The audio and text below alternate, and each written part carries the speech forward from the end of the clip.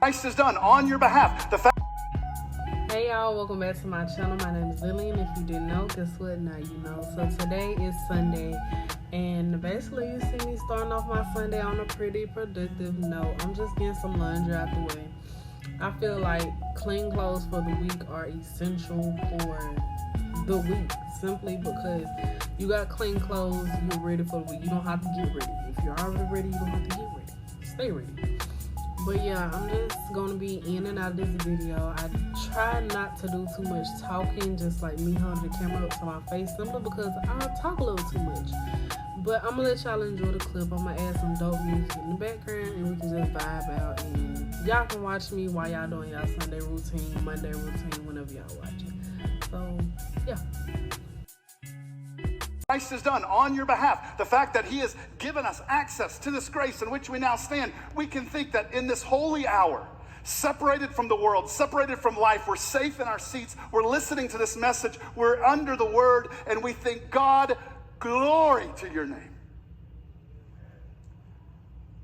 But do you know that the rejoicing and the glory goes far beyond this hour? Far beyond than just this moment where you feel safe from the outside world. This is built to take to the outside world. We rejoice in hope because now we get to be part in the best ways of God's glory. God's glory was coming regardless of what side you stood on, whether you were in rebellion or you were in his family. The glory of God was coming. But what side you were on matters. To the enemy of God, the glory of God is terrifying. To the son or daughter of God, the glory of God is life. And our response to salvation isn't just a future rejoicing. It's not just something that we think, okay, one day I'm going to breathe my last breath here, and I'm going to breathe my first breath in eternity, and that's when I'll rejoice. No, that rejoicing is in the here and now, no matter the circumstances we find ourselves in today. Look at verse 3. Not only that, but we rejoice in our sufferings, knowing that suffering produces endurance. All right, so right now we live on this side of eternity. Whether you're a believer or not, this side of eternity is hard. Whether you're a believer or not, this side of eternity is broken and it's filled with suffering.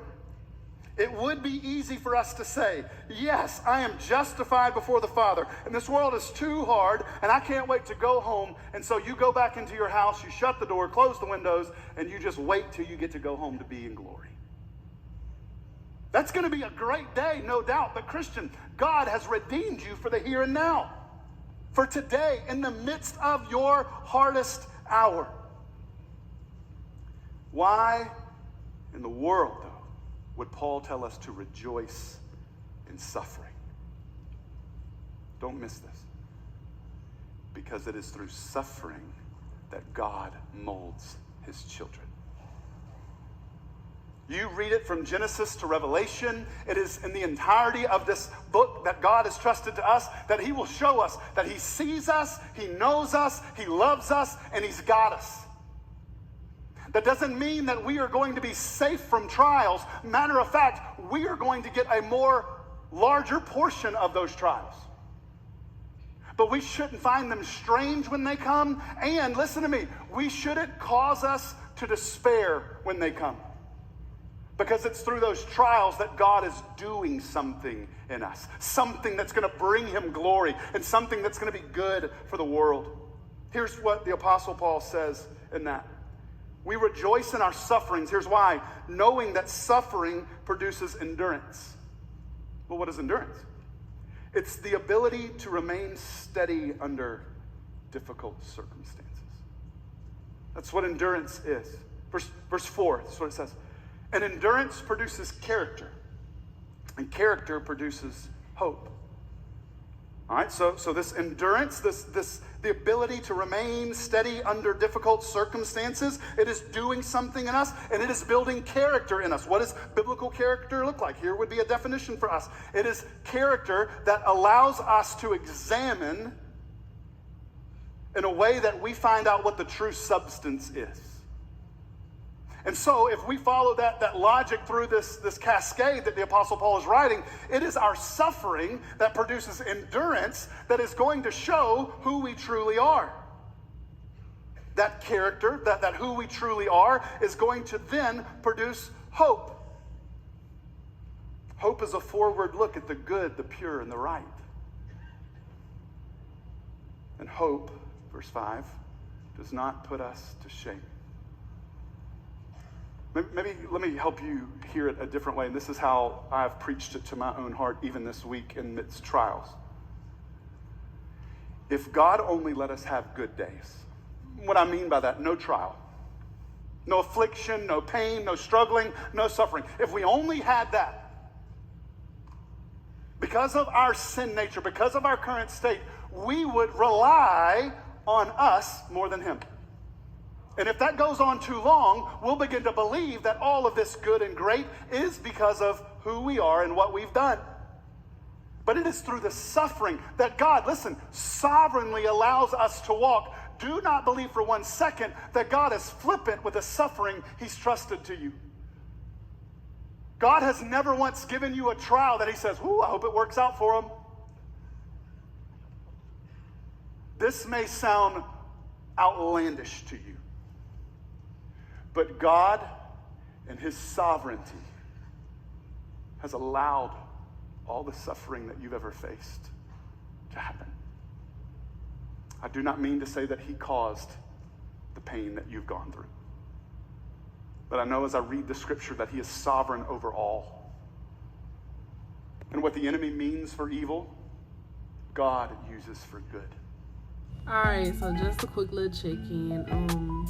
This year is coming to a close. It's literally December 1st, so a couple of things that I've learned this year is basically to stay focused, because once you get unfocused, you're gonna be everywhere. Like, you're gonna be trying to figure out and do every single thing in a short amount of time. So, earlier in the video I said if you stay where it is, you don't have to get ready. But basically, this year has taught me a lot, and I'm just now stepping back into something that I said, I wanted to do at the beginning of the year, which is being consistent on YouTube. But either way I go, never too late. So just keep pushing,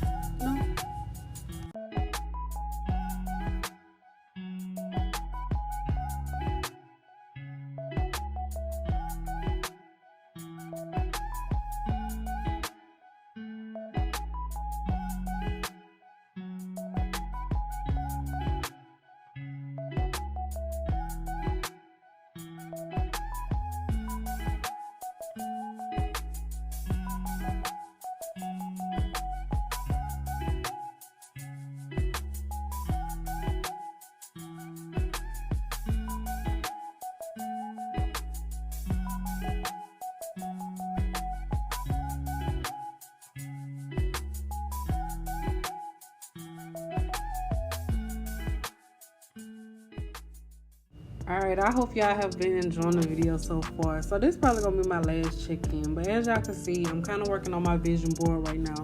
It's never too early to start, putting together what you want to become in the next season or whatever like that. Me personally, the year 2022, I slacked a lot towards the end. So a lot of the things on my old vision board are going to be on the 2023 vision board.